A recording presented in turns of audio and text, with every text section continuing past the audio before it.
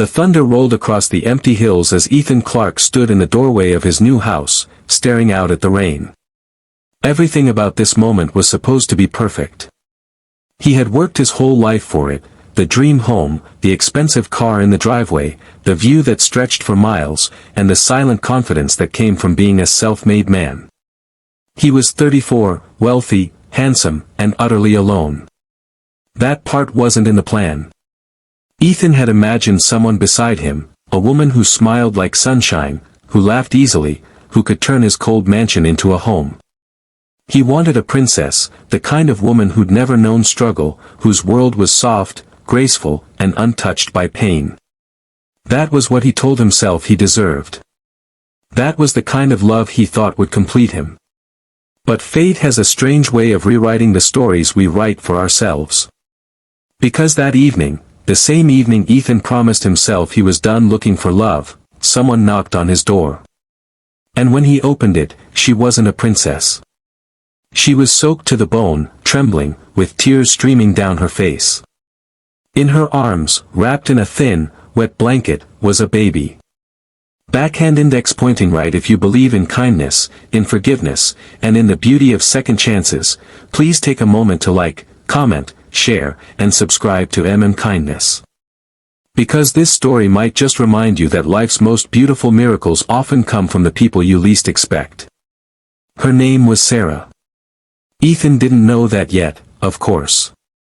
All he saw was a stranger on his porch, a woman who looked like she'd been through hell. Her eyes were tired, her hair plastered to her forehead, her lips trembling as she whispered something he couldn't even hear over the thunder. She looked like she didn't belong in his world. And in that moment, his first instinct wasn't kindness, it was hesitation. He wasn't heartless, but she didn't fit his picture of perfection. She wasn't the elegant woman in silk he had dreamed of. She was fragile, messy, desperate. And she had a baby. Still, something inside him, some quiet part of his conscience that hadn't died yet, told him to help.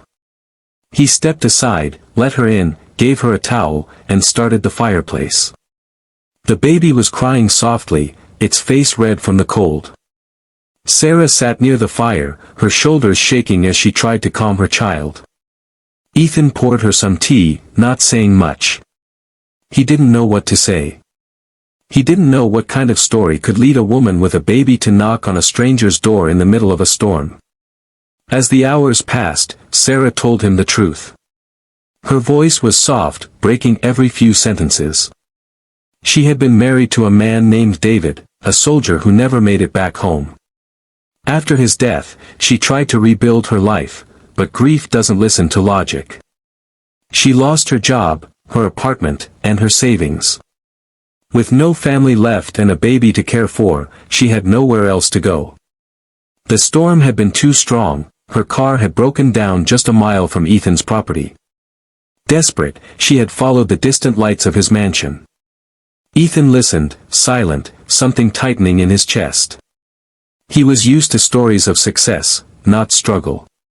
His life had been built on control, on avoiding complications.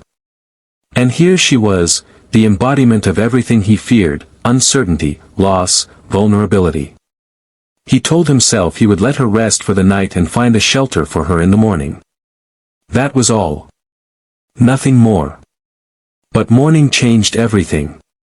When he woke, sunlight streamed through the large windows, and for the first time in years, the sound of a baby's laughter echoed through his home. Sarah was in the kitchen, wearing one of his shirts, making breakfast with what little she had found. She looked up shyly when he entered, as if embarrassed. And Ethan felt something he hadn't felt in years, warmth. It wasn't attraction at first, it was something gentler. Something like belonging. Days turned into weeks. Ethan helped fix her car, bought baby supplies, and even found her small jobs in town. But somehow, Sarah and her baby, Lily, never really left. He told himself it was temporary, that he was just helping. But deep down, he knew he didn't want them to go. His big empty house felt different now. It smelled like coffee and baby powder, and laughter filled the halls that had once echoed with silence. Sarah was unlike anyone he had known. She didn't hide her scars, she carried them like proof that she had survived. She wasn't polished or graceful like the women Ethan had dated before. She was real. Her hands were rough, her clothes simple, but her heart was golden. She'd leave little thank you notes for him, make small dinners even when she was exhausted, and hum lullabies at night that softened something inside him he didn't even know was hardened. And Lily, that tiny baby, had become his joy. She would crawl to him, grab his finger, and giggle like he was her whole world. He started coming home early just to see her smile. Ethan Clark, the man who once thought his life needed a perfect partner, now found happiness in holding a baby who wasn't his, and talking late into the night with a woman who had walked into his life by accident. But happiness doesn't come without fear. And one evening, as Sarah sat by the fire, she said quietly, "Ethan, I've been offered a place at a shelter in Denver. They help single mothers get back on their feet. I think I should go." Ethan felt the air leave his lungs. He didn't speak for a long time. Part of him wanted to tell her to stay, that she and Lily had given him a reason to wake up every day. But the other part of him, the part that still feared rejection, held him back. He simply nodded and said, "If that's what you want."